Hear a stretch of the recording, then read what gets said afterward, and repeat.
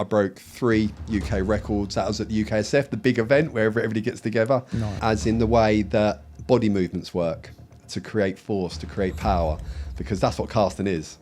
It's us, it comes from us, we transfer it to the rod, then we transfer it to the lead. There was one year where I broke over 60 rods, just like 1 year. Guys, a big warm welcome back to the podcast. In the studio, you have myself, Dean Watson. I am joined by Harry Charrington, Lewis Porter, and we have casting machine Terry Edmonds in the building. Really, really chuffed to get Terry here, for having a sit down with him, going through how he started out in the angling industry, how he honed his skills to cast to the horizon, and can you use shampoo in bait? All will be explained. Enjoy. That gets asked loads about stuff. No, I haven't. What's the heaviest thing you've cast? Probably sea leads and whole mackerels and stuff like that, or half a mackerel and stuff. Yeah. I've never really gone down that route. I've always wanted to keep it real for what I do, you know. Yeah. Because I don't think casting an iron or whatever hutch cast is going to help my 4.5, 5 ounce leads. It's just great for media, but it's not what I do. I don't cast irons. Would you be opposed to casting a baby fox for media? Just to promote some rods. As long as it ain't a live real one. Welcome to the podcast, Harry. Things are done a little bit differently. Let that one go, Lou. A dead real one? Is that okay? Bless it. Lewis has been on pest control. Yeah. How'd you get on, Lou? On the old Predator, on the bobbing around on your boat? 2 pike on Saturday. Ooh, nice. Yeah. So it's combined weight of about 14 pound if I'm lucky. Right. Which is shit because there's massive ones in there. Yeah. But people go, I think Neville Fickling went something like 17 days without a bite. Oh, really? So to get 2 in a day is a what result. venue that? Rutland Water. Right, okay. Proper lake. Yeah. So yeah, I had 2, so that was all right. Nice. What do you about, Terry? Do you dabble in the old predator fishing this time of year? Or I have done it in the past, but now I do a bit of roach fishing. Yeah? I actually quite like a bit of roach fishing. Back on the waggler? Yeah, just waggler. Just like going back to my roots a little bit. It's quite nice. How far can you cast a waggler? Every question's just going to be how far. Again, I haven't, Too far I to haven't see it. tried, but probably further than most. But I don't try. I don't try. Is that like a proper like triple A 3 of those on it? Yeah. I've hit the far bank with a waggler a few times. Like, I quite like pole fishing, actually. Really? Yeah. It's Whoa. Oh, what? What's the longest pole you've ever used? 230 metres across the field of truth.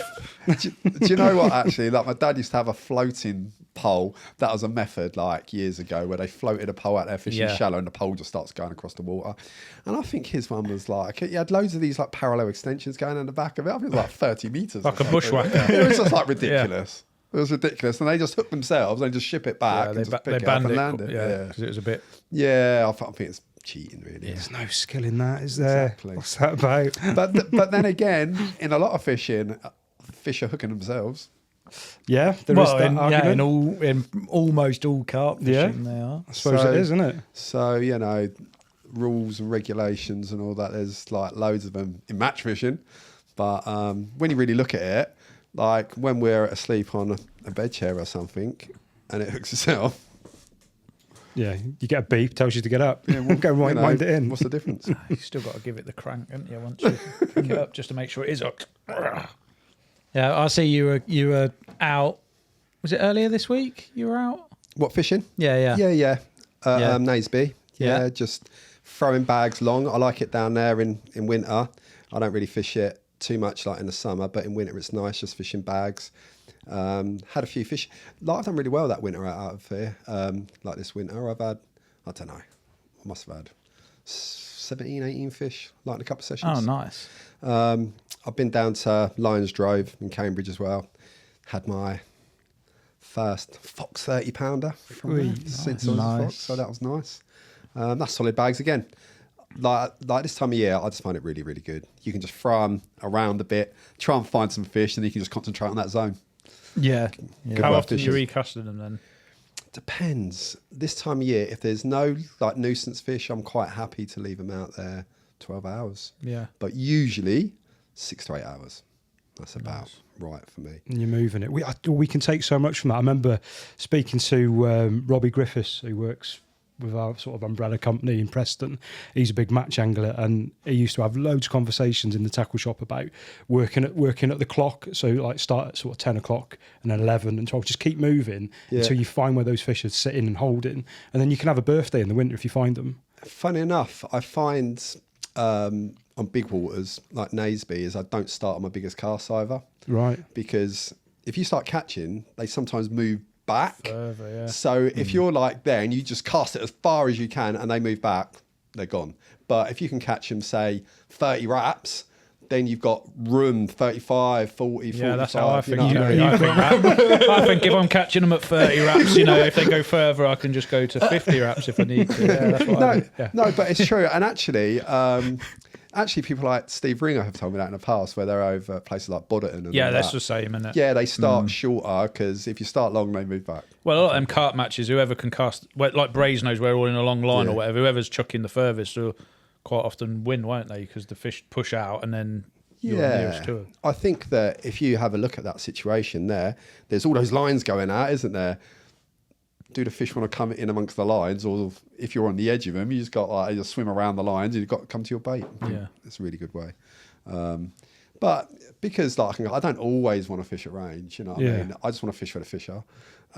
But I do tend to pick waters where it suits my skills. Yeah, a little bit. Yeah, we will get into that because I know everyone's watching. Oh, Terry's the big caster, but there is an angler behind the caster, which I just want to fish for fish. Yeah, exactly. Fish for fish. How have you found it this year in terms of if you do obviously you do quite a bit of winter fishing? Yeah. Have you found it a good winter this year? There just seems to be a lot of fish. When you say this year, Dean, we're only 3 weeks into January. This winter. No, you've got December. December is. But it's not this winter. Year.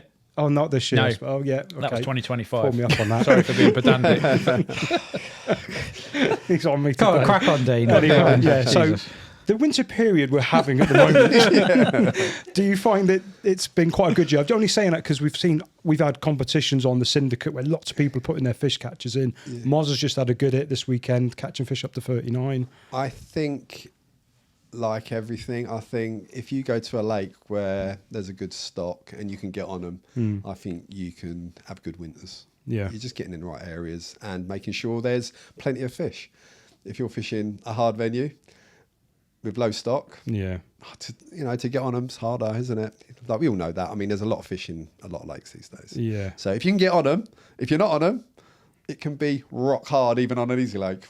Yeah. That's the way it is. It's the age-old thing where, if you do want to go in the winter and you want to still have a chance of some bites, pick your venues. How many? I'd be interested to know on Naseby, like how busy's it been when you've been there? Well, I tend to fish Sunday night, Monday, Tuesday. I don't fish like really long sessions because I've got other stuff to do with my cast intuitions and all that.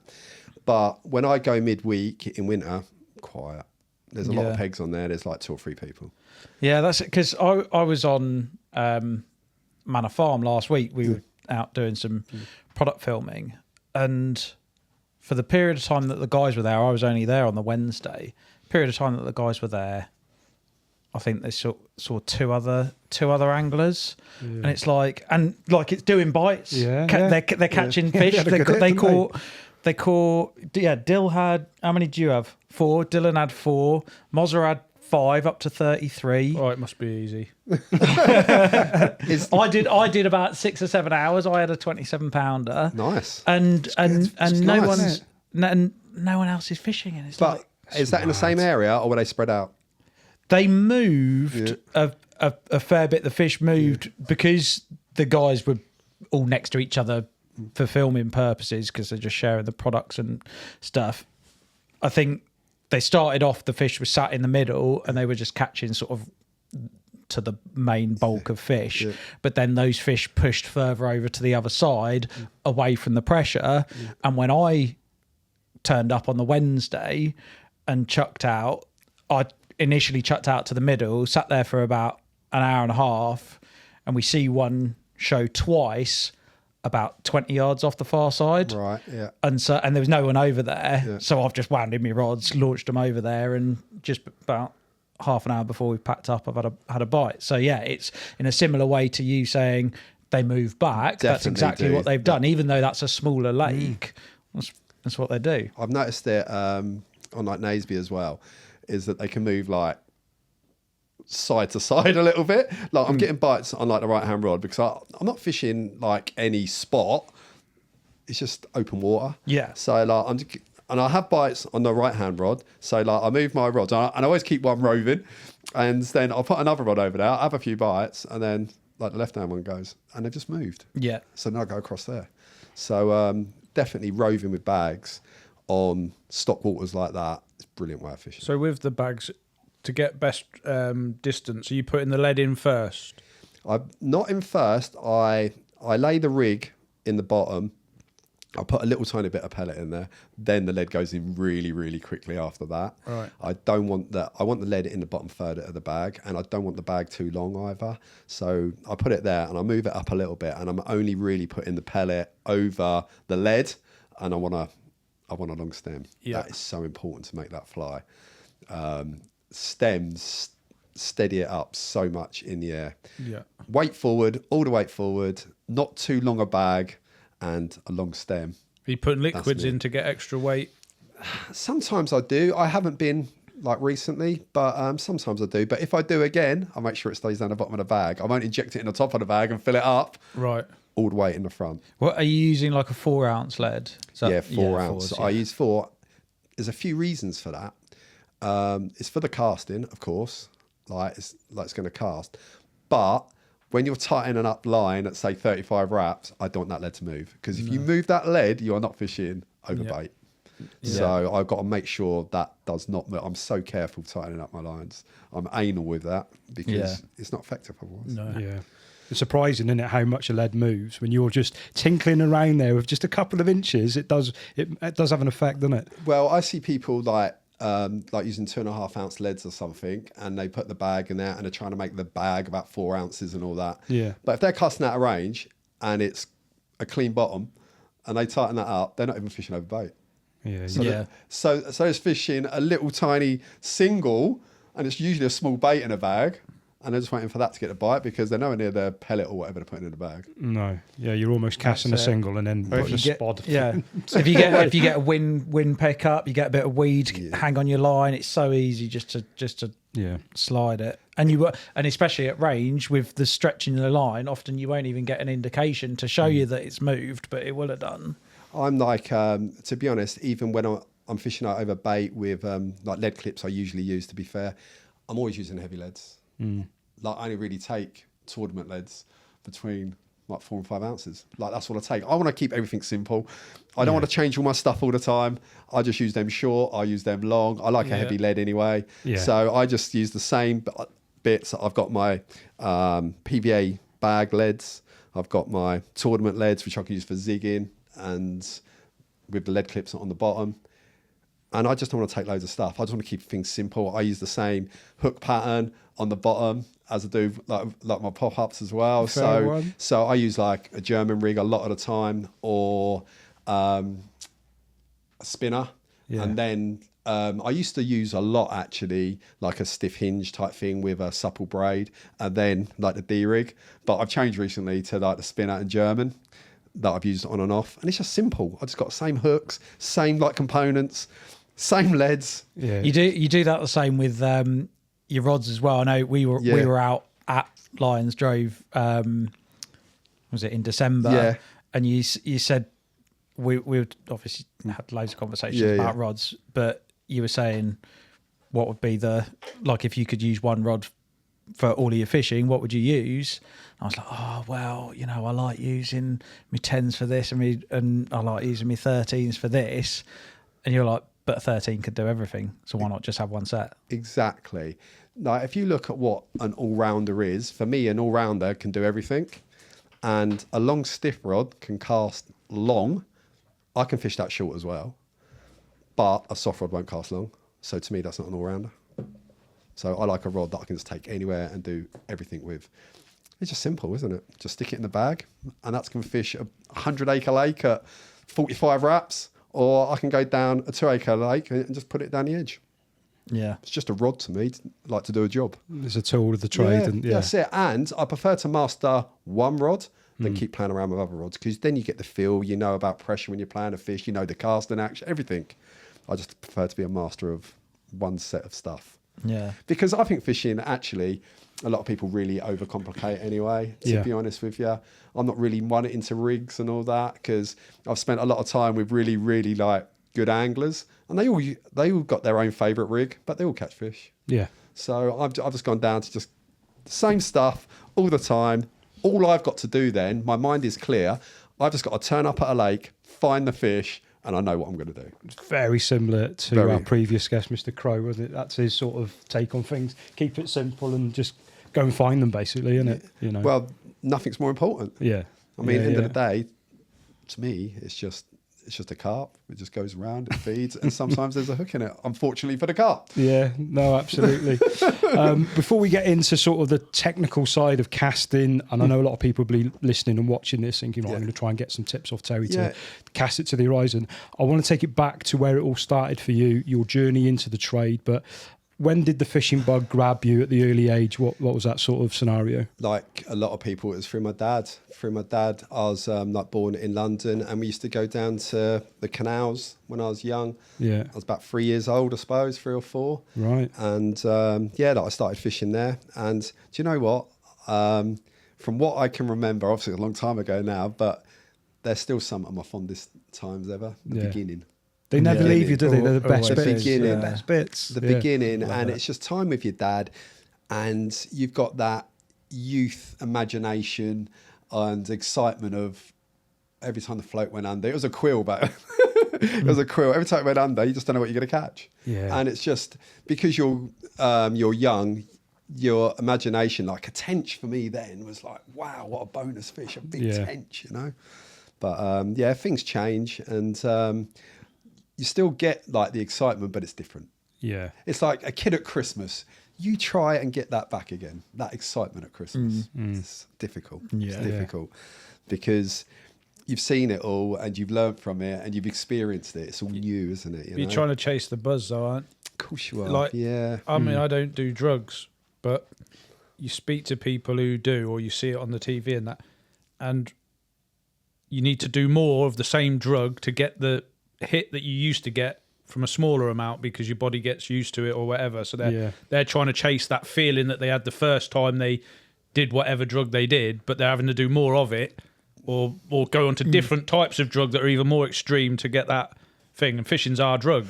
And definitely. And if you like you're always chasing something different for and to chase something bigger and better with fishing often takes more and more time constraints, which aren't necessarily possible to. But there's a growing trend with more and more anglers in the UK now going abroad to fish public waters and try that adventure side because they've probably lost that feeling that they had in the early days of fishing. It's an adventure, isn't it, as well, travelling. I think it's an adventure as well. Get that youthful enthusiasm is difficult. It's difficult. But I think you still love it, but it's not the same feeling. It's a different feeling. Like for me, it's all about a bite anyway. Just the bite. The bite. Playing the fish, I just want it in the neck, so I think it's going to fall off anyway. But the bite is everything because you know you've done everything right. Yeah. And because my style of fishing, a lot of the time, it's not always, but a lot of the time I do like fishing at range. It's hard work. And as I get older, it's not any easier now. You know what I mean? It gets harder baiting, casting. You've worked really, really hard. You've got everything right and you've got the bite. And then I just pray it's coming in. Because we've all lost fish. Yeah. And it can be devastating. Yeah. what You got a ifs. lot further to wind it in from. I hate it. A lot more chance for it to come. I hate it. I find it so unjust when you get a hook pulls on the worst. I find it so unjust. Yeah. But you know, we all get them now and again. That's life, You're a isn't fox angler now, Terry, so Yes. you've got some better hooks, so you shouldn't be having too many. Yeah, well- shouldn't be having too many hook pulls moving it? forward now, mate. Well, so far it's all good. Eradicated that one? No, I'm actually going to tell you something now. I don't know how many bites I've had over like Naseby, but it's a lot of fish I've had over Naseby and Lions Drove. And I'm going to tell you, every bite I've had so far on my solids have been in the net. Oh, you're going to have to Every touch some single wood one. now. Yeah, You've just cursed There's yourself. no wood. Everything. Touch some wood. Touch some timber. Everyone has gone in the net so Which far. hook pattern have you chosen to use since you've come across? Size 6 wide gape. Standard wide gape, Yeah. not the long shank ones. Nope, standard. Oh, nice. And every single one has been bottom of the lip with my big heavy lead that I like to use, and it's been Mega. Happy Fair days. play, mate. so it's good. Nice. Good. So, in terms of obviously starting out with your dad on the Yeah, yeah. canals, moving into sort of would it be your teen years? You start to get into the carp side of things, or A little bit. What really happened was that I was like born in London, then I moved to Somerset for a while. Like my family took me to Somerset, so I started doing some sea fishing. okay, Then I was there till I was about 12. Then I come back, we moved, and I was devastated because I used to love it on my bike and everything around there, around the hills of Somerset, Exmoor and all that. And I used to do some sea fishing with my dad again, of course. I came back, and the first thing I thought of, I came to Essex, the first thing that I thought of was I need somewhere to fish. That was the Okay. first thing when I was a kid. Even when I was a Right. kid, I needed somewhere to fish. and what age would okay? you be at this point? About 12. Right, okay, About 12. And I was really upset because I was like, I hope there's somewhere to fish. And I ended up at Silver End Pits. right. And Silver End Pits back there. I started fishing there for roach and tench and anything on float. I used to go out on my bike with my In terms Rod. of that timing, where does that fit in with Kevin Nash catching that particular fish? Would that have been pre then, or No, I'm going to tell you about that actually, because I was there when Kevin was fishing for it. Okay. And seeing those guys, there was him, there was Kevin Nash down there. There was, I think it was a friend of it. I remember I was really young here, but there was a guy that I remember his name called Bill Lovett. And I believe Phil Harper was doing a little bit around there as well, because he caught the Snake Pit Common, didn't he? yeah, So it was Silver End Pit, and I started to get into carp fishing at Silver End Pit by watching people like Kevin Nash fishing Right. down there, okay? And that was at the time when his company was called Happy Hooker. I remember. Yeah, of Because course. I remember acquiring a Happy Hooker carp sack. And yeah, it was Happy Hooker. I believe, I could be wrong here, it's a long time ago, but I believe Happy Hooker also done rod bags as well eventually. Imagine under if Happy he Hooker. never changed the name. I know. I remember a story he told, actually. He said he had a receptionist and she refused to answer the phone. Hello, Happy Hooker. That was part of the name change, apparently. I used to see that big one a lot. I used to see that big one that people were fishing for there a lot in the pads. There was an oak tree swim, and it was in the pads there all the time. And I can remember looking at that, just thinking, it's monstrous. I want that. It's monstrous. Yeah. Well, I wasn't thinking I want that then, because I didn't know if my float rod would handle it. But it was like monstrous. It was so amazing to see those fish. I think there was only about 19 fish in there at the time. Yeah. It was a beautiful place as well. I think it got a little bit ruined over time. Well, it has got ruined over time, but it was beautiful down there. Special times. And that's what got me into carp fishing. I started to put one rod out for carp, float fishing, then it was 2 rods, and then it all went from there. yeah, fair one. So you'd be sort of late teens getting into the, what would you say, a proper carp Yeah, setup? I started, I'd say probably about 15. 15, I started getting a proper setup, Yeah. pair of matching rods. I had some Northwestern Sealies. I think they were like 1 3/4 pound test curves. I had some Mitchell reels. Yeah, and actually it was an amazing time for the carp scene, actually, coming to the late 80s. Yeah. Things changed so quick. So quick. I can remember all the big like bait firms starting and all that. Things Yeah. like Mainline starting. Obviously there was Nash Bait. There was starting Richworth was the first boilies I ever really got hand on. But I also had to make my own bait to start with. So I used to use SBS ingredients. They were in silver foils, and I used to, silver foil. I used to get like the ingredients one by one, make my boilies up. They were 10 ounce mixes back then. And every single boilie was really precious to me because they were so expensive. So for me to do this, and I had to make them with my own hands. And I can remember going down there with my marker float, and I used to count out like 10 at a time, 15 at a time. That's all they were having. That was it, because it was like a lot of effort to make, and they were precious. But we used to treat it like food then, boilies. They were like frozen, taken down in these boilie bags, frozen and everything. It was like food. They were so precious. Was that quite a buzz catching the first carp on your own bait? Was that a big sort of moment? Yeah, I used to experiment all the time. I used to think there was like a magic flavour out there. I think some people think that now and stuff, but there's like a magic flavour or base mix and all that. And it was such good times. It taught me a lot about boilies. Of course, I had to make them. I'm not an expert at boilies, by the way. I just want something that's going to catch. I'm not an expert at boilies. But back then I had to, I spent a lot of time making bait, especially through the close season. Yeah. I can remember getting big Premier baits when Premier baits started coming out, big orders of fish meal mix and all that. And there was about 4 or 5 of us used to roll loads of it.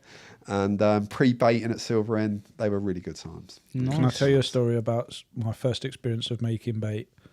Just reminded me, and I wouldn't advocate doing this now. I would have been 14 probably, and I didn't have any of the stuff to actually make boilies, so I got some Van der Nine ground bait, which I thought could be the base mix. Yeah. Obviously eggs, and then for flavour, I stole some of my mum's shampoo because it smelled it smelled fruity. It was a really. Literally was soaping it up. I think it was Timotei, and it was a really fruity smell, and I thought this will be nice, so I poured it in. But ground bait isn't a very good. It doesn't work very well. It don't bind very well. No, it didn't work. Especially not with some shampoo. do. No. Some do. So they didn't. I never actually made the boilies, but that was my first experience, and then ever since then, I've pretty much bought boilies ever since, and put that down to bad experience. That obviously as I got older, I realised that shampoo probably isn't a good thing to use in and around the lake. I'm not sure how it would roll very well. It didn't roll very well. Does ground bait roll? I don't know. No, I don't know. It didn't work. There's some of them bind quite well for the rivers and all that, but I don't know if it would roll well. I don't know. That'll be a phone call to Ian Moore next week, mate, won't it? Found the missing ingredient. Timotei. My first attempt was like trout pellets.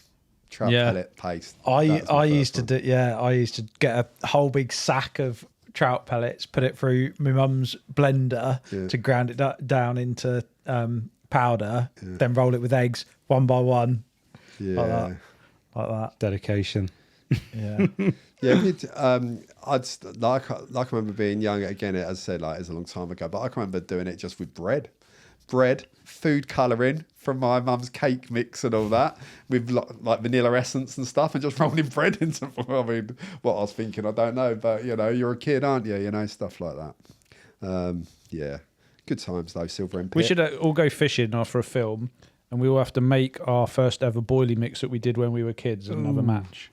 That's not a bad shout. So you've got to roll some. Yeah, I mean, I have to refine the recipe a little bit to get it to bind, but we'll get a bit of shampoo out there. They'll be frothing it up. Yeah, I'm sure you're not winning that competition. Brilliant. So when you were in Somerset, just winding it back slightly, you were doing a lot of sea fishing. Yeah. I guess is that like Chesil Beach, that sort of thing? No, that was in a place called Minehead.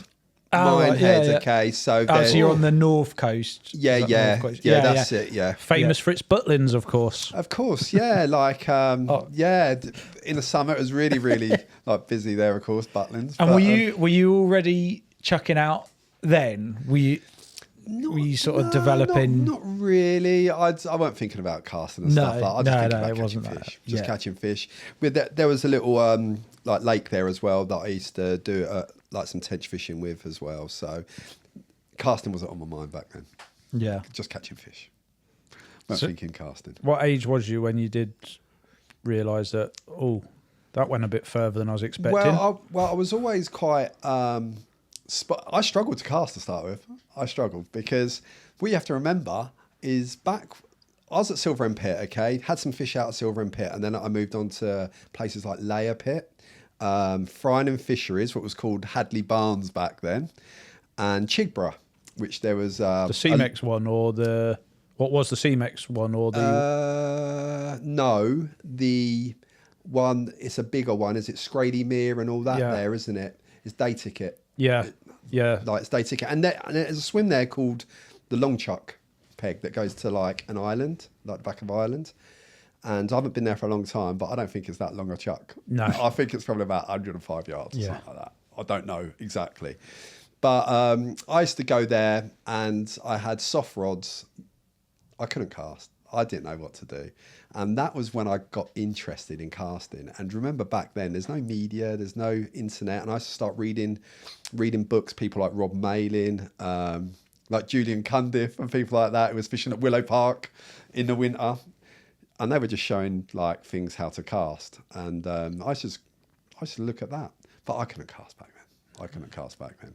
But there was nobody who knew what to do. Like, if I showed you the articles back then of what they were showing and how it is now, no, it's just what they thought. So that was through that era. And again, I mean, that took me to my early 20s. I was playing a lot of sport. I was always a sporty type person as well. Playing a lot of like football, and I used to be like quite fast running and all that. So I was always sporty. And then I went off fishing a little bit through like the mid-20s because, like everybody, I was playing football and out partying and that type of thing. So fishing, I was fishing, but not seriously fishing. I was doing now and again. And when I got back into it, that is when I started to get into casting. And casting started happening about late 20s. That's when I started to get into casting to improve my fishing. And so what year would we be roughly then? I'm Without giving your age away. I don't mind giving my age away, mate. So what year are we talking now? We're talking late 90s. Right. Nice. Okay. So are we on to 12-foot rods, or would you still be 11-foot rods? No, I was on 12-foot rods then. Actually, my first distance rod that I bought was actually a Shimano Power Loop, and that was 93, 94. Yeah. I was still doing a bit of fishing, like carp fishing back then, and it was about 93, 94, and that's the first one I got. And I had an Amorphous AKN, which was the rod to have back then, but I couldn't afford a set of them, so I had like one. Because it was expensive back then. But I started to get into casting for my fishing late 20s, 27-ish. And I was still trying to overhead chuck, and I couldn't do it that well, so I ended up going to a surf casting contest. Right. Because that was when it was like, they know how to cast, watching those people off the beach. And I went there thinking they could help me overhead chuck, but they couldn't really, because they didn't know nothing about overhead chucking. No. But I was watching them surf cast, and I was thinking, wow, that looks really impressive. So I started getting involved in surf casting. How, just for that style of, so you're saying obviously they didn't know how to overhead chuck. So for somebody listening to this who isn't really familiar with surf casting, what are they doing that isn't an overhead chuck? They're casting from the side, I assume. Yeah, they're coming round. They're trying to pull these big arcs around. Then it goes like that way. So they're coming round the side. Accuracy is not really a thing with surf casters. They're just trying to get it as far as they can. There's a few styles. There's like high swing pendulum and low swing pendulum. I ended up doing, I tried high swing. I wasn't very good at that. I ended up doing low swing, which the lead doesn't travel as high. It comes around. And yeah, that was an eye-opener for me, as in the way that body movements work to create force, to create power, because that's what casting is. It's us. It comes from us. We transfer it to the rod, then we transfer it to the lead. Yep. And I've done fairly well at that. Like, I won competitions at that. I broke records in fixed ball casting with that. And that was the start of it. But I was still trying my overhead casting while I was doing my competition. So assuming the surf casting guys don't do overhead casting. No, not Is that really. because the side cast is you're going to go further. You're compromising on accuracy, but you'll go further. Yeah, it's a more powerful cast, but nothing straightforward. But with the overhead chucks these days, with braided leaders, they're getting close to what the surf casters are doing, because surf casters don't use braided leaders. They're using thick mono leaders, which is harder to cast. Right. But you say it creates more power. Definitely creates more power. So if you are in a carp fishing situation and fish are showing really far out and you need to get a single bait as far as you can without being very accurate, they're just out at range. Are you going to a surf casting side technique, or are you still overhead? Surf casting's got nothing in my carp fishing whatsoever. So you'd never use those sort of techniques at all in carp fishing? No, it's not. No. I'm not pendulum casting. No. It's so dangerous as well. Like if you snap off, it's going to go right if you're a right-hander. There's no room for it. There's no need for it. Overhead chucking's so powerful these days. Right. There's no need for that. Cool. You know? If you're going to start... So, oh my God, you wouldn't want to be around lakes if people pendulum casting carp rods. I don't want to be around lakes when Dean's casting any rod. So, how quickly, when you started that surf casting, how quickly from like picking it up and learning it did you realise like I'm actually really good at this? I struggled at first. I'm going to be honest. I struggled at first. It's hard to pick things up yourself, really. I had no instruction to start with. I did get some instruction later, which helped me a lot. But there's nothing to watch. There's no YouTube. There's nothing. It's just books. There was some videos that I used to watch that you buy the videos VHS and back then. But it was really hard to learn. But once I did understand what to do, it came together really quick. A year later, about a year, I started to win competitions. Like local competitions. So it took about a year. I can remember going away one winter. Okay, it was I went all through the summer that I weren't very good. When I'm not good at something, it makes me more determined, to be honest with you. Yeah. And I practiced really, really hard through the winter. Then I can remember winning. Again, it's a long time ago. I can remember winning my first local competition at Kent Sportscast. That was in about March time. Through the winter, I'd practiced really hard, and I think everybody was shocked that I actually won that. I suppose I shocked myself. Yeah, when you were sort of turning up they- for these comps, sorry, Luke, would there be sort of named anglers who are used to winning, and then you've just arrived and go, who the hell's this guy rocking up? Yeah, well, how surf casting works back then, it was quite popular back then. It's not as popular now. And you used to have local events all around the country. Then you had the UKSF, which is the big event, and you had about 7 of them a year. That's when all the best in the country come together on one day to cast against each other. But these were more local events. There was like Kent Sportscast. There was like now there's Suffolk Sportscast, Weymouth Casting Club. So you can go around the country and go into any surf casting contest. Yeah. So had you cast against some people pre the winter and you weren't very good? No. Oh, so you hadn't competed at that stage? No, because I didn't feel I was any good. Cool. I just imagined that you would done a competition before the winter and you were shit, and then you've turned back up in March and everybody's like, "Oh, that's Terry, he's shit," and then you just beat them all, and then I go, "Right, he must be on drugs. He's on the roids or something." No, I'd done a few like comps. It's local comps. The clubs I was telling about, like Kent Sportscast, I'd done a lot there to start with, and I was rubbish, and I went away from there thinking I got to get better than that before, because it was a bit embarrassing really. I was like hitting the floor with the lead. I weren't happy, so I went away, and I didn't come back again until I knew I was acceptably good in my mind. That's what I done, and then it went from there. Then I broke UK records with surf rod and fixed spool reels. I broke 3 UK records. That was at the UKSF, the big event where everybody gets together. Nice. And then I cast a local club event. I cast one of the biggest fixed ball cast, and I think that was like for about 13, 14 years, and that was a cast of 263 meters with a 100-gram lead and fixed ball reel with What's 100 grams in 3 1/4, ounces? 3 1/2, Right. something like that. Yeah, And how many meters? 263, I believe it was. How many wraps is that? Outlet. How many wraps is that? It's a And few wraps. and that's going into my 30s, of course. So I'm in my 50s now, so that was in my 30s. Yeah.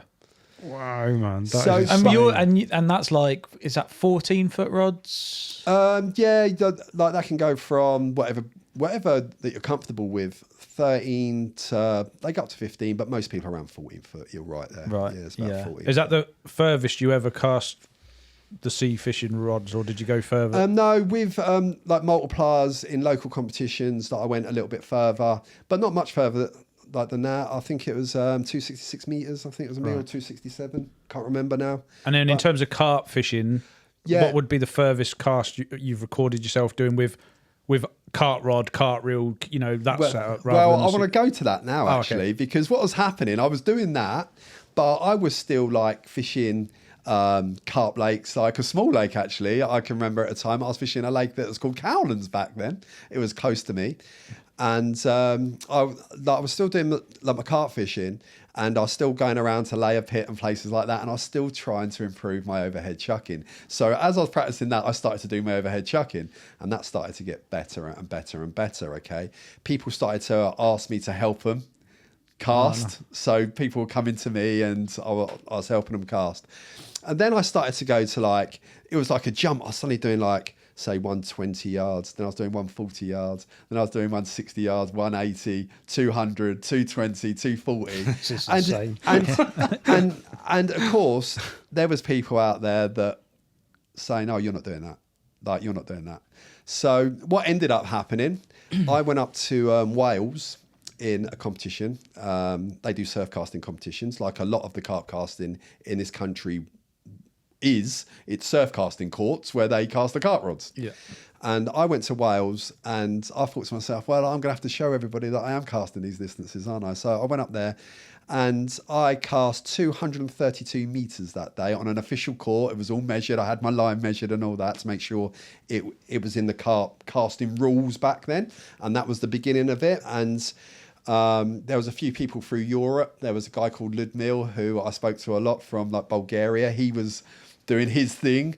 And there was another guy called Christian Mihalovic from like Romania, and he was doing his thing. So we're all like talking to each other now. There was like internet now that was talking to, through media and all that. And we were all like pushing each other. And so I went out there. I was the first one to like cast that far, 232 meters, and that was uphill in Wales. And that would just put to bed that I can cast as far as what I was saying. Then I was the first one to go over to 40 meters, and then I ended up with a cast of 266 meters. So that's how my carp casting career went. And that's your would that be your furthest? 266 meters, 291 yards, I believe I'm saying, was my biggest overhead chuck with a carp rod, 0.25 mil line, and a braided leader. And what size weight would you be casting? I was for that day. I'm trying to remember that 4.5 ounce lead that I was using that day. Well done. The frustrating. I mean, that is a joke, isn't it? How bloody far is that? That's 290 unreal. yards. But what you have to like remember, through this journey, there was nobody to help me. I had to pioneer a lot of this stuff. Yeah. Were you making slight changes to like where your hips were, your elbows? Were you sort of I'm going to try this, then that, and were you sort of homing this in for the perfect sort of cast? Do you know what? I understand casting as I sit here now better than I ever have. Okay, Right. and I wish I had this knowledge that I pass on to people every week when I was younger. Yeah. Because now it doesn't get easier. It's a sporting movement. Who in sport, with explosive, powerful sports, are at their best in their 50s? Very true. Yeah, it's not possible, is it? It's not possible. No. So, and I've actually leaned down a lot because I've been doing some hiking and climbing, actually. So my best casting weight was probably around 100 kilos. And now I'm sitting here at 88 kilos on purpose. I've trained down to do my hiking and climbing. But yeah, I wish I'd knew because I had to pioneer I thought you it. meant that you'd cast 100 kilo weight. No, my body It's a weight. bit more than a microwave. No, like it's not my body weight. So, yeah, I had to pioneer a lot of this, and I've gone through like Europe casting in like many countries, helping loads and loads of people. I remember when I got a bit of tuition off you, and I was messaging you, whilst I was doing competitions and that, and I remember you saying that you at that Yeah. moment were developing a new way of like moving your body, and you've Yeah. been studying javelin throwers Definitely, yeah. and that sort of thing to help put Sport, that sort of movement into the casts. Just tell us a little bit about that. definitely, because it's all about power transfer. So we're producing power. We've got to recruit muscle mass to produce force. We then transfer it to the rod. And what does a rod do when you transfer this force? It bends and stores it. And then you've got to get that energy to the lead. That is the process. So who out there in sport makes explosive energy? Well, you can go through a few sports, but they all use the same muscles, the big muscle groups. And when you start understanding sporting movements, then basically you're halfway there to understanding how we're going to cast. There's a bit more to it in casting because we've got to be accurate and consistent as well. But to cast long, it's all about transfer of force, like energy. So by looking at sports people and training for these movements, it helped me. Of course, it helped me. I seem to remember, in terms of like actual physically how that looked, that went from you sort of standing almost square, 1 foot slightly behind the other one facing where you're going to go, to turning side on to bring more of your hips in. Was that right? Yeah, to engage, like if you look how people throw and punch and all that, they are using like the side of their body a lot. But also there's a way to do it that's going to be accurate as well, because you've got to be accurate. And the more you turn, the harder it is to be accurate. So, you know, it's a process that happened over like years and years. But I always done it, really, even though I've spent a lot of time doing it and teaching, it was always motivated by fishing.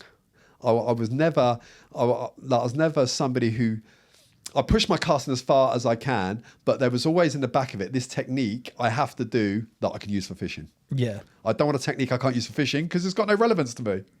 No.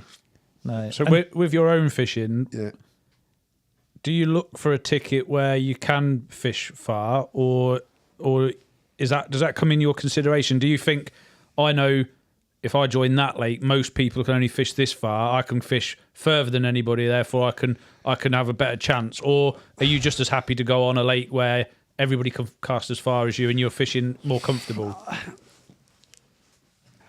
I want to have an advantage. I do want to have an advantage. And for me to not go on to a water where I can use my skills, I find it frustrating. Because if I'm somewhere and you're fishing, I know, a 5 acre lake, right? And those fish are coming across your rigs all the time. There's a few edges you can have in your fishing, bait maybe just the way that you like do the fishing. But to me, it's a frustrating experience because it's hard to have an edge over people. Yeah. But if I can go on a lake where they're sitting at range and they're all happy out there and they don't think they're being fished for out there, then I'm a happy man, because I will go over there, they're happy, they're confident, and it just makes fishing easier for me. Have you ever had, my next question, sorry. Have you ever had anybody ask you or offer you money to put their rods out for them at range? On my tuitions, I get people saying that they'll hire me out for a week. So I, to bait for them and fish for them. I don't know if they're probably joking, but I can't remember coming across somebody on the bank coming over to me and saying that. But people actually get at Zajaki, they can hire the local lads to spot up for them and stuff like that. I know quite a lot of people who have done that. It's actually, that's quite interesting as well, because I've gone through Europe a bit and I've cast a lot of, I've helped a lot of like the international members of the international teams and all that are trying to cast far. There's this thing out there that actually think that people talk about like the Croatians, or I'm not saying they're not good, they are good. And they talk about like the Romanians and all that. But what you have to remember is that England has produced like great casters. Yeah. You know, they're not, it's just a thing people think. They think, oh, the Croatian. Well, like, we've got really good casters. Yeah. So, you know, you don't look at them and say they're so much better than us, because that ain't true. Yeah, well, the casting championships that happened last year, England pretty much dominated. Yeah, they did. There was a Romanian guy who I know well, that I've spoke to him a lot over the net, and I've actually helped him with a little bit of his thing because he modelled his cast on mine, which is really nice. He was like the world champion like the year before. He was actually injured for this one as well, so it's a Romanian guy, and that's a big shame because he's like a really good caster. But the England, in depth, they're really, really good. Yeah. A lot of the England team, like the casters I've spent time with as well, like down the field with me, they've come down with me. So like I know them well. Yeah. I know them well. When did you start doing the lessons? God, that's a long time ago. That is so long. I've been teaching now for over 20 years. Yeah. So it started off where people just asking me, can you help me with my casting? And I should just take them down the field and help them. And then that's been a big journey in itself. If you think about this, like it got more and more and more people asking me, and I managed to leave my career just to teach long range fishing skills, carp fishing skills. Like, I mean, you think of the volume of people I've had to go through over all these years to actually do that. That's amazing, and like fair play for managing to make a career out of it. Like that is how many. I mean, I see you're posting up all the time. How many people, like, I don't know, a month or a year do you teach? I've got diaries full of people. I've got like from really well-known anglers down to international team members down to, it don't matter to me. He doesn't want to talk specific numbers in case the tax man's watching. No. A lot. Yeah. No, but like, how many days do you teach? I tend to teach Thursday, Fridays, and Saturdays, maybe Sundays, nearly every week. Yeah. So, but do you know what? I look back a lot now because I'm getting older. You do as you get older. I look back and I appreciate anybody who comes down there. I just try and help them the best I can. And money isn't hard to come by. So if somebody trusts me and wants to pay me, I'm going to do my best for them. Well, I've had lessons with you 2 times in the past. Both times, obviously, way before you had any official association with Fox. Yeah. And both times your professionalism, the way you explain stuff, there's one thing being good at something, like the casting itself, but to be a good teacher as well. Yeah. You know, there's plenty of sports people who are the best in their field, but they couldn't pass that knowledge on because they don't have the skills to teach. Whereas I would say you are mustard at that. And I did see that you helped out Adam Pennin at his Carp Academy last year, and the review that Adam Pennin did of you teaching the people there was, again, like, absolutely top notch, that you are so good at passing that knowledge on in a way that somebody can process and benefit from, and that's a skill in itself. I think I've got better with doing it a lot, and I think also the route I had to take, which was being self-taught virtually and pioneering a lot of this, means I understand the process and I understand what it's like to struggle as well. You know, you have to remember that if you're really, really good at something and you've never struggled, I think it's harder to teach people. I've been there. I've been that person who can't cast to those fish. I've been there. I know what it's like, but I also know how to fix it. Yeah. Know how to fix it. So and a lot of it can be fixed. In percentage terms, roughly, how much extra percentage do you think you add to your clients across the board as a percentage? I know obviously you're going to get people of all different abilities, but in terms of percentage-wise, so I'm not saying the total number of yards because that's relative to the person, but would you say you're increasing them by 10%, 20, 30? What would you say as an average? I've had guys down there that's such a difficult question, but I'm going to give you a standard that I look at, okay? I've had people down the field with me that have started off with 80 yards and have cast near on 200 yards, okay? I've had other people that have come down there and been 130 yards and may only go to 140 yards. Have you ever had anybody go backwards? I haven't, and that's the honest truth. That's the honest truth. If I had, I would say. To be fair, if I didn't go backwards, then you probably wouldn't have got anybody else who would have. I haven't, because, and this isn't being horrible or anything, but most people's technique has got so much improvement to have Yeah. They've got more in them than they ever think they have as well. Yeah. Like for me, 35 wraps with tapered line should be just standard. That should if you work hard enough, not anybody, but a high percentage can get to there. I think everybody's scared they're going to break their rod or break their line.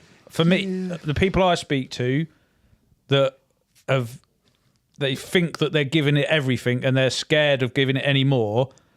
And then they've been with you and then they're like, I can't believe how much more I had in my locker. I thought and I always use you as a good barometer. When I went with you and I gave you my rod and you cast it to the moon, if you're not snapping my rod, I know there's no way on this earth I can snap my rod or my line anymore, other than by, breaking the rod by damaging it, chipping the blank or something. So as soon as I saw you give my rod the big one, I know that's gone out of my head now. For the rest of my time, I know it's not gonna blow up, and that gives me extra cast because I've got confidence. The rods, though, have improved so much now. Like, if you look at the rods, how many were breaking? I've broke hundreds of rods, okay? Were breaking when I first started doing my overhead chucking. And, I mean, I was snapping loads. There was one year where I broke over 60 rods, just like 1 year. But now...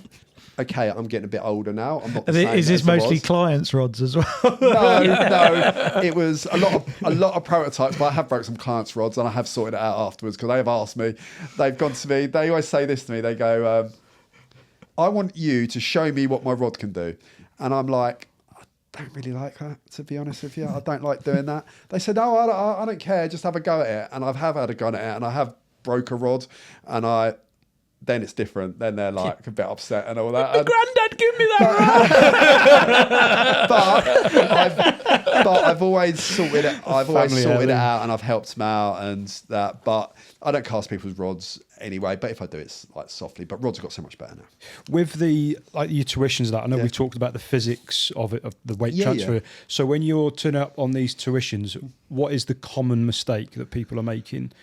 What would you see is there two or three that stand out the most? Yeah, I'm going to tell you one, and this is quite a hard thing to sort out actually, because people have got horrible muscle memory. The longer you've been doing something wrong, the harder it is to unlearn it, basically. Right. And it's like a golf swing, isn't it? I suppose it's like anything. If you've been doing something for a long, long time and you got to relearn that, that's really hard. Yeah. And I tell you, the most common thing I see is people letting go too early. That was me. That was me. You had me on that straight away. Do you ever hear those big swooshes down lakes? Yeah. You hear that big swoosh and everybody goes, wow. He's got hold of that. Yeah. That is terrible. Do you know what, I was fishing a few years ago with the catch lads, and Haas was with us.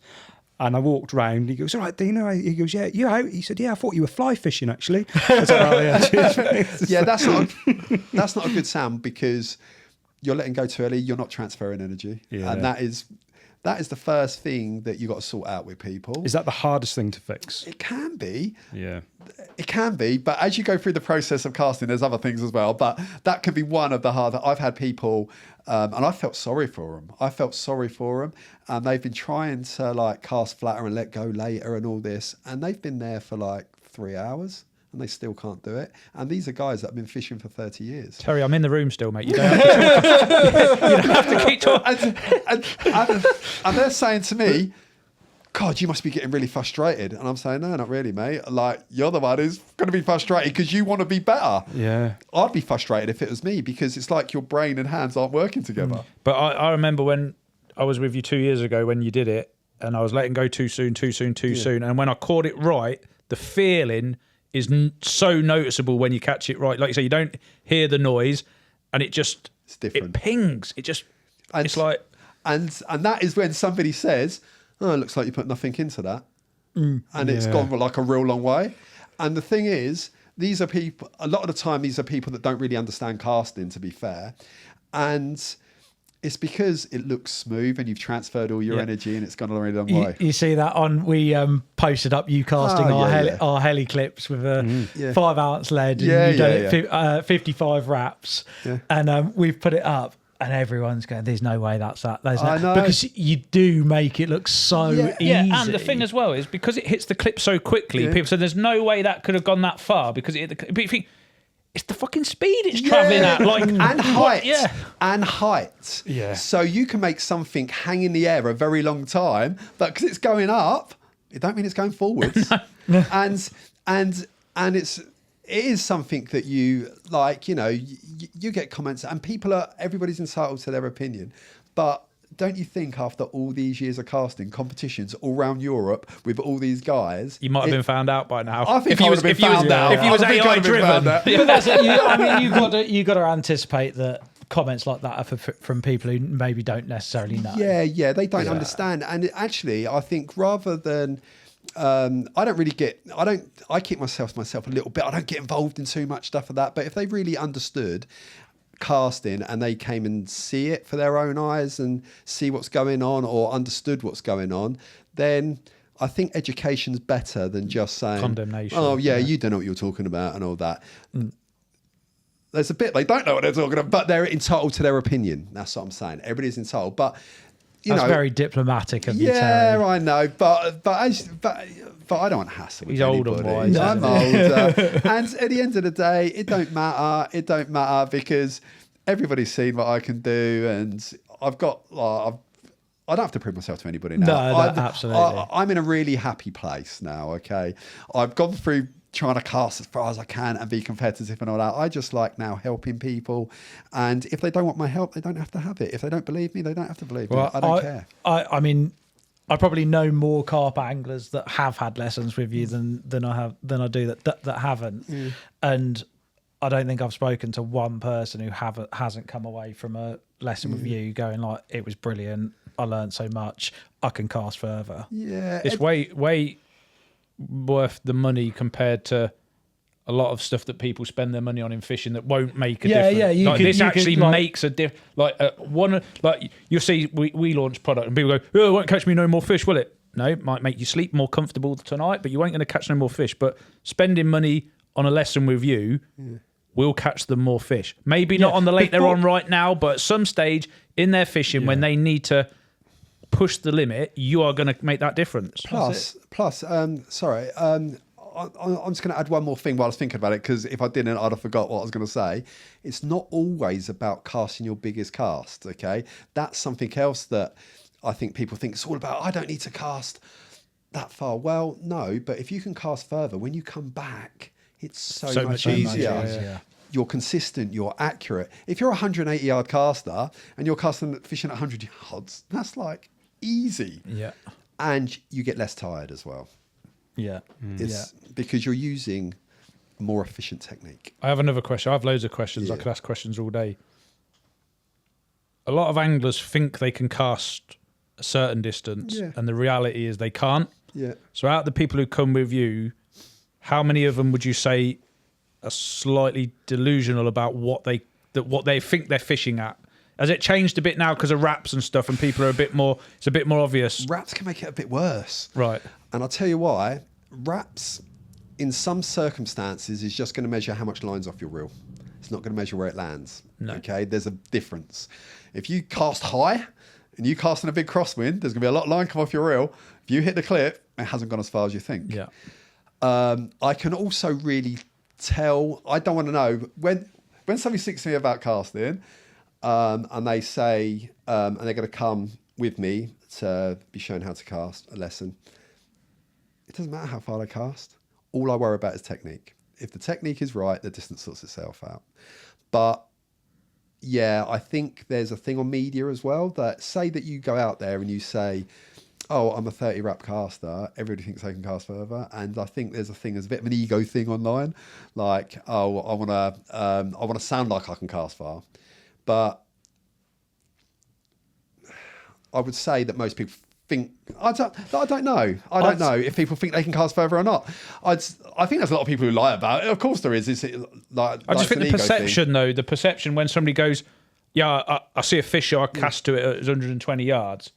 Its reality is it weren't. It was 80 yards. But your perception is I think perception of distance. Yeah, perception over water is hard. It is difficult. But I was going to say on that point, like from a personal point of view, if someone's been, I don't know, once cast 180 yards and it was measured or whatever, that doesn't necessarily mean, if that was 5-10 years ago. That doesn't necessarily mean they can still do it now. You do it once doesn't mean you can do it consistently. Like for me, I don't do nearly as much long range fishing as what I did 10 years ago. And back then, I used to be able to spot at 170 yards. If I went and tried to do but if I tried to do that today, I wouldn't. There's no way I'd be able to do it. No, because it's like you say, it's muscle memory. But practice, you got to be doing it all the time. Maybe if I picked it up again and I tried riding a bike, practice, you'd get it back. You'd get it back. But it's not like you can go out and do it every week. Well, it's no different if you're. So I was for 2 years. I was running 5K multiple times a week, and then in October I got ill, and I haven't run since October. And I went for my first run this week. And rather than doing 5, I know that if I try to do 5K having not run since October, I'm going to die. So I did 2. You lose it. It's like a footballer. If he gets injured, there's a period of time to get back to match fitness. Surely it's the same. I'd say the biggest mistake I did with the 2 times I've been with you is I haven't then continued to practice afterwards. Now, this is actually very interesting what I see again, because sometimes I get people that come to me 2 or 3 times. And it's harder to get where you want to be, okay? So if you're a 100-yard caster and you want to fish at, say, 150 yards, to get from 100 to 150 and fish there well, it's not just about casting there, it's about fishing there, accuracy, consistency, all that type of stuff. To get in there is actually harder, I think, than like maintaining it. Once you can do something, you've got that muscle memory. It's getting there. It's getting there. And that is where the work comes in. But once you're there, you can maintain it. And if you're like me, I've tried to push myself to cast as far as I can. There's only one way for me to go as I get older. I'm going to start going down because I'm not as explosive anymore. But I can cast so far that for my fishing, I've gone way past fishing.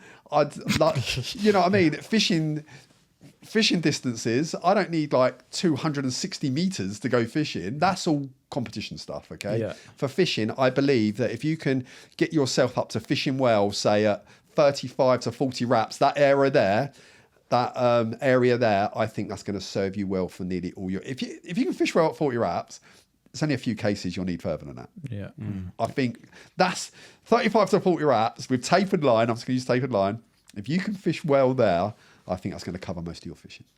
I want to put a question to you now that we've had quite a lot on the syndicate, and I had it a lot when I had the tackle shop. Yeah.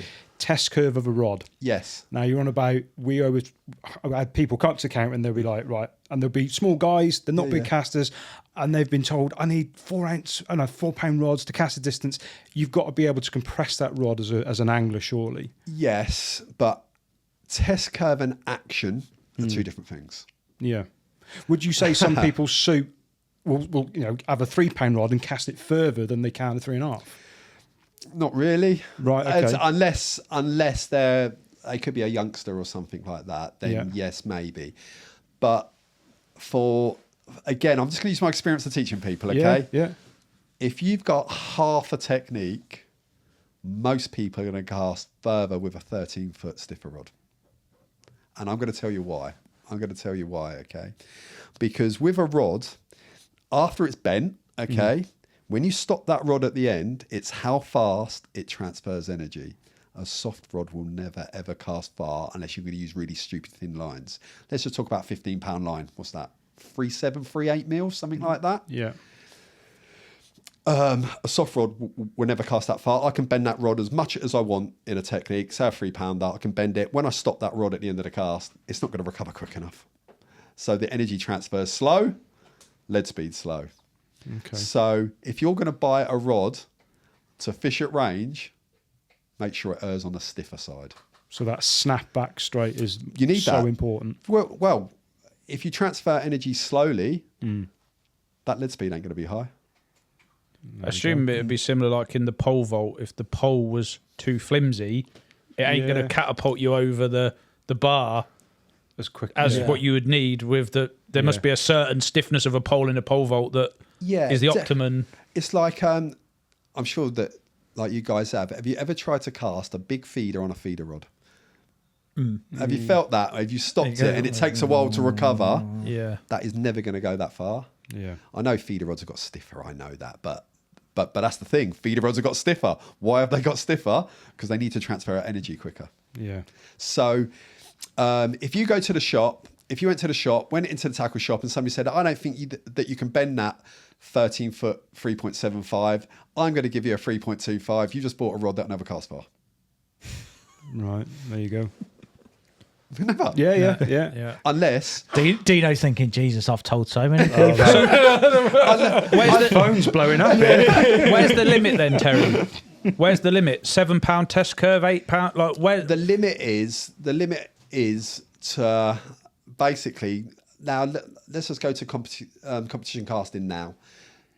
The rods got stiffer and stiffer and stiffer. Some of the weight of the carp rods are as heavy as light sea rods. Okay, there's so much carbon for them. If you've got the technique and the power to bend that rod, the stiffer rod you can bend, the further you'll cast. Right. Simple as that. But so an interesting thing that we were out testing in December. Yeah. And we had rods, spawn rods, from a few different suppliers. And there was one that was clearly stiffer than the others. Yeah. And we were all like, oh, I thought this could be the one as long as Terry can't break it. Yeah. And you asked how much does it weigh? Yeah. And it was more or less in the same ballpark as the other ones that weren't quite as stiff. Yeah. And well, what did you do to it? Well, Broke it in about five. It did break. In about It did five break, places. Yeah, it did break. And it was a lot. If you remember that, it was a lot faster than the other ones as well. It was very, very fast. It was very stiff, but it's not durable. because it had been made with, I guess, the same amount of carbon to be at the same weight. And it could be the type of carbon. It might be a bit more high modulus, which is not sometimes, if it's not used right, is not as durable. Yeah. So, but yeah. So what I'm saying with that is, as you get stiffer and stiffer, and you've said they've got heavier and heavier, that is often the payoff, isn't it? With the stiffer rods, they get heavier. It's more carbon. It's more carbon. That they have to have more carbon in them. So if I gave you a £7 test curve rod and a 10-ounce distance lead, could you cast that further? No. So there is a point where there's a point, and that's with the individual. But just for fishing rods, let's not go competition casting. That's a different sport. Yeah. For fishing rods, again, I'm just going to tell you what I see. After I've helped them, 98% of people will cast further with a 13-foot stiffer rod than they will soft rod. But obviously, but £4 rods have become a thing in the last 1 to 2 years. It was 3.375. Now it's a 4. Yeah. Are we going to see fishing rods of 4.25, 4.5, 5? Just be spod rods, wouldn't it? Well, Set of yeah, 3 what's a spod spod rods. rod? But there are people £5.5. out there fishing with spod rods. Yeah, there is. But to me, it's just a rod. It's just a bit of carbon. Yeah. And you can call it whatever you want to call it. Yeah. That's how I look at rods these days. It's just a bit of carbon. You can spod and fish with that if you wanted to. But there comes a point is how far do you actually need to cast? It's like these rods are casting way over 200 meters. You know, how much more power do you want?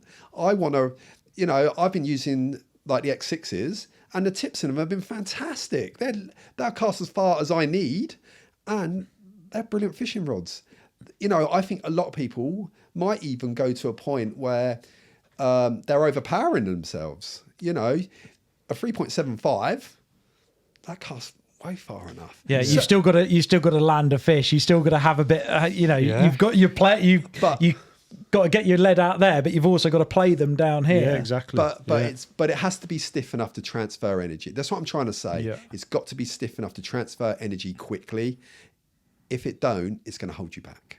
But there comes a point where it's too stiff and you can't store energy. Yeah. So, but most fishing rods are usable. That's what I'm saying. When you get to competition casting, like that's different. And also, of course, the marketing game. There's the marketing game as well, where you'll get like a 10-foot rod, and he's cast this 160 yards, 180 yards or something. But that's not fishing, because that's often done braided leader. That's done with thin lines, no rig or nothing like that. Wind behind you, just smash it up in the air and it'll go. But how many people are using them in fishing scenarios to fish at range? Yeah. Mad. Guys, we've been waffling for a good time. If you're listening and watching this and you want tuition, Terry, how do they get hold of you? Well, I'm on Instagram. I'm on Instagram, Facebook, just through the media channels. Yeah. And I'm sure that like some people here as well, if they contacted Fox, they can get in touch with me. Yeah, absolutely. It's always a pleasure to help people because I know what they're capable of, and you just got to get it out of you. And that's what I enjoy doing.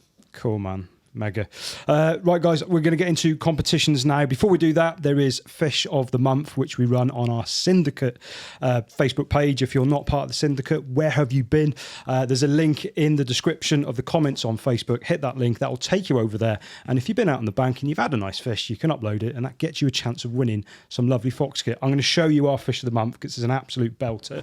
All the entries, fantastic work. You've had some. It was a really strong month. Really January was strong. really strong. Yeah, there's been some amazing fish out. But the winner is this man here. This is Pete Hamilton with a 49-pounder from the Rise, which we thought would take. What do you think of that, That's beautiful. Like, I actually speak to Pete, so oh really? Yeah, good on him. Wicked, man. Good on him. He's had a tuition. Do you know what? I'm pleased to see him with that fish because that is really nice. It's amazing, isn't it? £49 fully scaled. January. January. It don't get no better, does it? Really, than that. So It was a unanimous vote on that one. That was an easy one. We didn't even disagree this month. No, nothing to debate. No, it was that is an amazing carp, but that's fairly near me. The Rise that's got some mega fish. Has it? Yeah, well, if that's then to go by. That's got some mega ones in there. Absolutely Yeah. mega. So well done, Pete. You've got £100 worth of terminal tackle heading your way.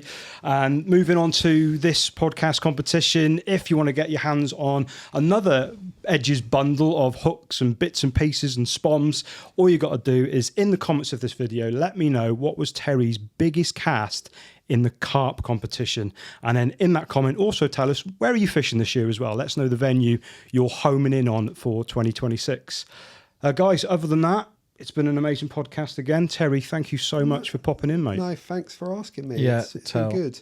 Brilliant. The thing is, there's so much in my life about casting. I could have gone forever, really. But yeah, it's been good. Thank you. I'm very excited. We're going to make some decent films for you this year as well. Some proper fishing films. Yeah, some fishing not just films. casting. No, because that's the thing. I have promoted myself through my casting and all that, of course, because that's what I do. But fishing's been a big part of my life as well. Big part of my life. And make sure you join the Syndicate because there is a chance to fish with you later this year on one of our socials. So you're with us on one of the socials, aren't you? So and again, I can help people there with their casting, of course. There you go. Fantastic. Terry, Terry, once again. that. To be honest, I had to rearrange my diary for that, but there you go. I'm there. Nice one. Terry, thank you very much, man. Cheers a lot. No worries. Cheers, guys. Thank you. Cheers.